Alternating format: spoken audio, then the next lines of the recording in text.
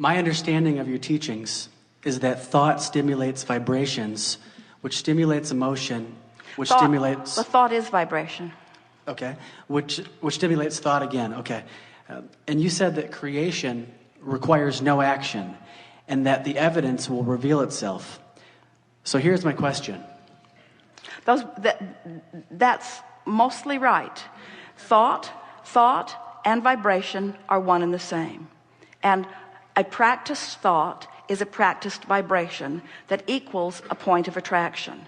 And if you keep it up for a little while, then it becomes the reality. But the vibration is where you're wanting to put the emphasis, and we are too. Mm-hmm, mm-hmm.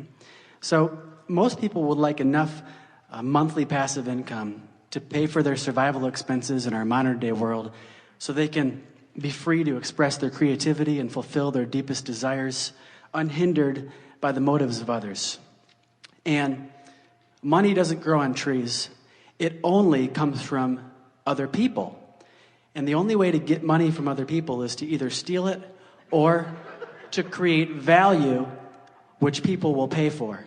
So, if people just sit on the couch thinking about what they desire, the money, and asking for the money, and giving off the vibrations, and feeling the emotion of receiving that money, that which they ask for, but they take no action to create any value which people will pay for, then how is their income and money just going to come to them if they take no action?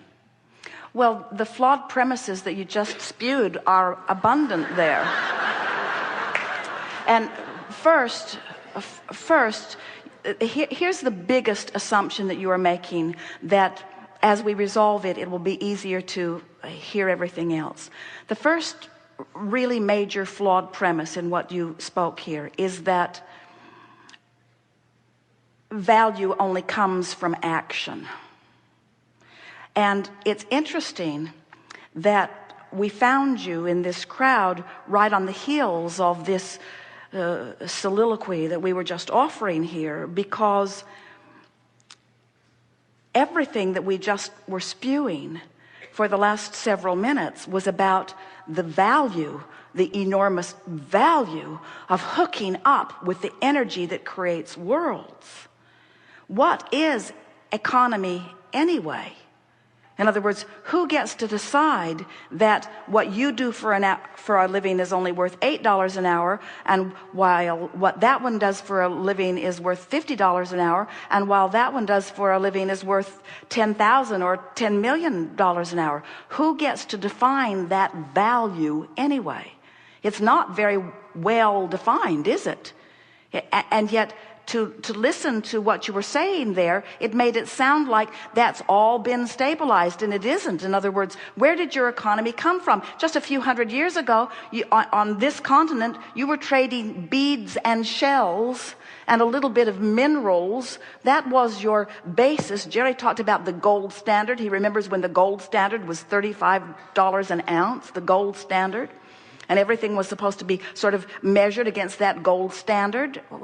There are no standards like that remain consistently. Who gets to define value? You're going to come round to understanding that the only true value that you can ever reap the reward from or experience the benefit of is the value of alignment with this energy that creates worlds. What kind of monetary value do you put on that? Do you ever hear anyone say, well, I've been so well for so many years, and there are so many people out there who are sick, and I've been using up all the wellness value for so long that I've decided that I'm going to be sick for a while to allow more sick people to be well, because I've been getting more of than my fair share of wellness. You never say that, because that value, you don't see it as a pile of something that can be divvied out. You accept that as a vibrational relationship in some way. You haven't really defined it. Humans say, well, that one's just unlucky in sickness and that one's just lucky in wellness.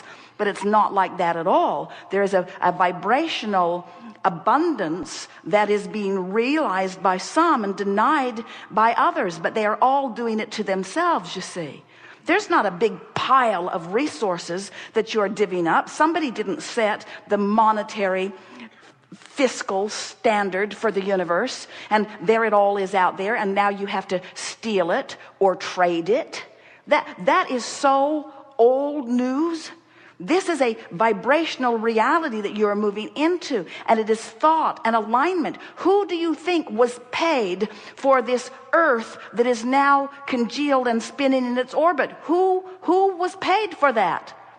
Who scraped that value together, and who was paid for it, and who tends for it in its orbit? In other words, there are so many things that you can't begin to explain through a platform like the one that you just presented to us here. And that platform is not serving anyone at all, you see. So now, we get while you got, in other words, this is common wisdom. In other words, there isn't anything that you said. You didn't just make it up. A whole lot of people believe that. But now read it to us again, and we're going to pick it apart line by line so that you can feel what we're getting at. Just start again. Okay. My understanding of your teachings is that thought stimulates vibrations. All right, so now we've amended that. Thought and vibration. Thought is vibration. And law of attraction brings more thought to it. So when I think this thought and I hold the frequency of it for as little as 17 seconds, another thought like it is going to join it. And you're calling that stimulation of thought. And we say yes. When you keep a vibration going, law of attraction is going to make it bigger and bigger and bigger. Whether it's something wanted or unwanted, it will get bigger by focus to it. And so you don't have to do anything. You can just sit You there have to and focus. sit in a chair and focus like this. And money's going to come. But wait. Don't get there too soon. Focus, but focus is doing something. Focus is harnessing the energy that creates worlds. In other words, that's like saying, you don't have to do anything. You just have to focus. And then the world will come into being. Somebody did something. Somebody did something. Somebody focused. Focus has value. Continue. Okay. So, in other words, can you get what we're getting at? Don't discount. You're saying, I'm just going to sit and do nothing. Well, focusing. You can sit and focus out of the vortex and your life won't change at all. You can sit and focus in the vortex and your life will change magnificently. So focus can mean physically doing something with your hands and with your, moving around, right? It doesn't just mean do nothing. The power of your mind is the only power that matters, and all the other stuff you do is just for the pleasure of enhancing what you've really done with your mind. And all the real power is the focus. And for you to call that nothing could not be further from accurate. Okay. All right.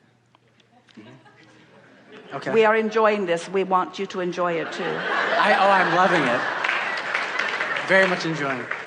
Okay, so continuing, most people would like enough passive income because we live in a modern day world. All right, so passive income means, this is our interpretation of passive income. We agree that everyone would like it, and here's what it is.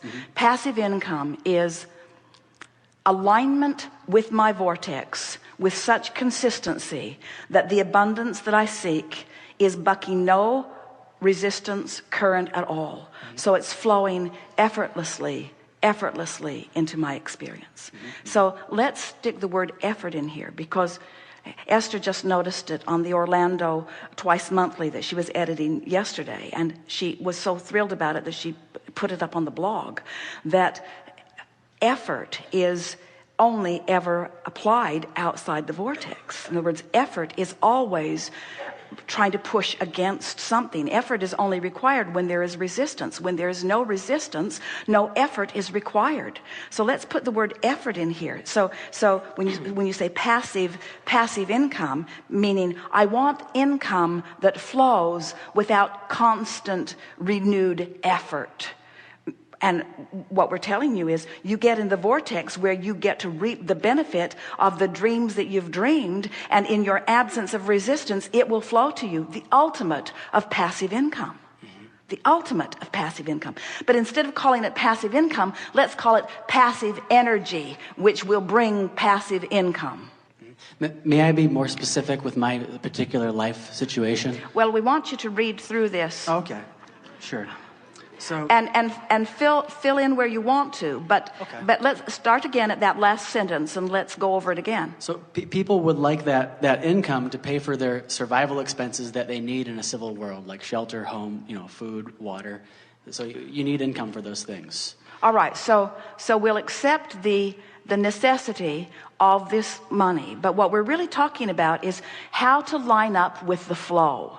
In other words, how do I line up with the flow? You don't have to justify why you need it. How do I line up with the flow? And the way you line up with the flow is through living life. You said, I want some for this, and I want some for this, and I want some for this. And when you ask, it is given. In other words, all cooperative components have already been assembled. So when you find a way of no longer being uncooperative, now this money flows to you in a passive, non-effort, ease and flow way, and apply it wherever you want it. It will flow. We were speaking just a little bit ago about how interesting it is to watch humans comparing their experiences. In other words, someone can write a song that will flow to them in a matter of a minute or so.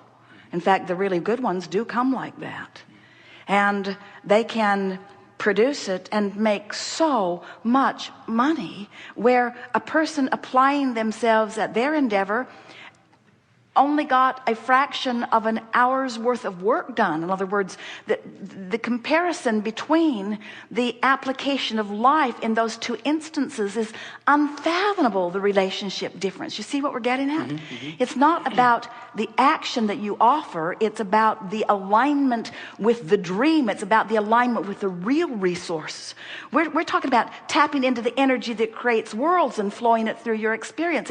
And a really good place to start is to look around at the vast differences in the way people are living their lives.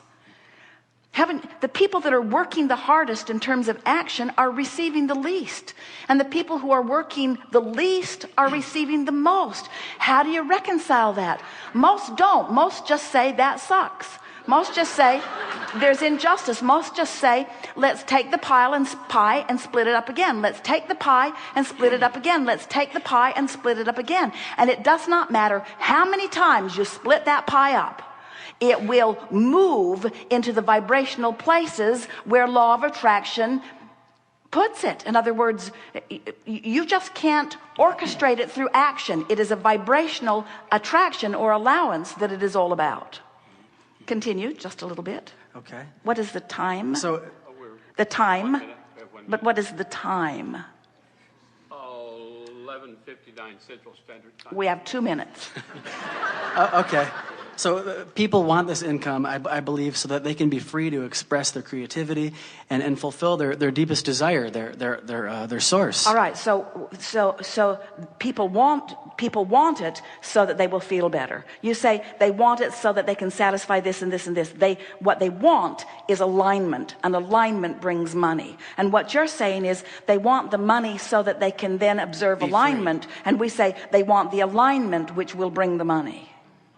They want the alignment. What they want is the alignment. What you want is to be in love. What you want is to take a walk and feel your heart soaring. What you want is for music to move through your body. What you want is to be alive and brilliant and have good timing. What you want is to be clever. What you want is to love. These are the things that you want. What you want is alignment. All the other stuff is irrelevant. And when you go for alignment first, then all the other trappings have to fill in around it. It is law.